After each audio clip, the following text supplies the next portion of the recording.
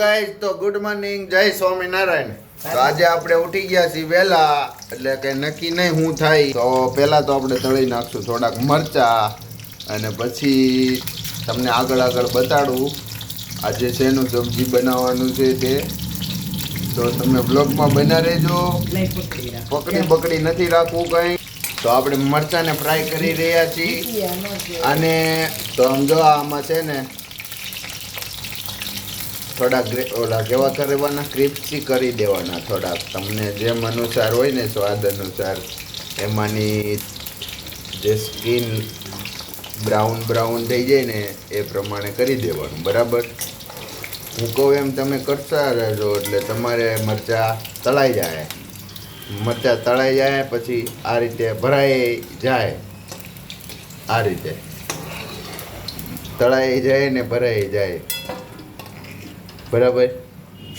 તો આપણે તળી લીધા છે મરચાં, એટલે જો આ તેલ રહ્યું ને એમાં આપણે મરચાં તળ્યા, એટલે મરચાં તો તીખા હોય, એટલે એ પ્રમાણે આપણે છે ને ધ્યાન રાખવાનું, ચટણી માપે નાખવાની, નકર પછી મરચાં જેમ આપણે ભર્યા ને એમ થઈ જાય આપણે આ રીતે લાલ, એટલે માપે ચટણી નાખવાની।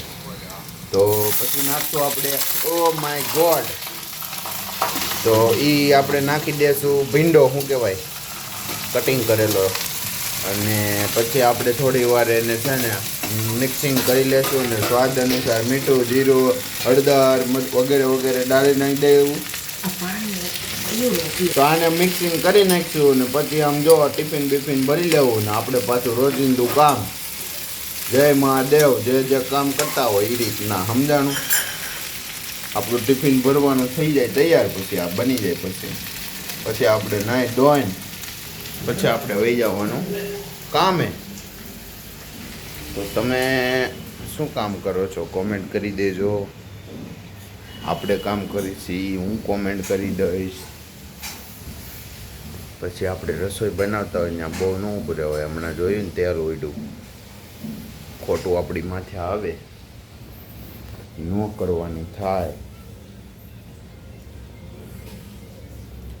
પછી તમને અમારે હજી એક સારા વ્લોગ બનાવેલા છે, એ એડિટ કરવાના બાકી છે, ઘણું બધું કામ છે।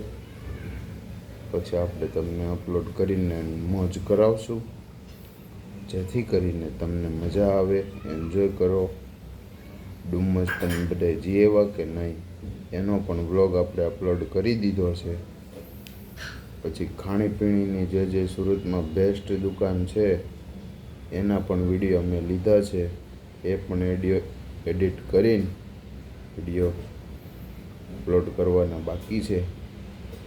એટલે ખાસ તમે રહી ન જાઓ, પછી કહેતા નહીં કે આવી બધી દુકાન સુરતમાં છે ખાવાની એમ। તો વ્લોગમાં બના રહેજો, મોજ આવે તો જ હા, નકર પછી જય સિયારામ। બેલ આઇકન દબી દેજો, એટલે તમને નોટિફિકેશન આવી જાય આમ ફટ દારાના, અને દરરોજ વિડીયો આપણો અપલોડ એક ટાઈમે જ કરવાનો છે, એ તમને ટાઈમ આપી દે ડિસ્ક્રિપ્શનમાં। અને ઇંગ્લિશ ફાવે નહીં, અને ફાવે એટલે બે ફામ ફાવે। હજી હું ઇંગ્લિશ બોલતો નથી, જેથી બોલીને તેથી ભૂકા જ નીકળશે, જોઈજો। જય સ્વામિનારાયણ, હર હર મહાદેવ।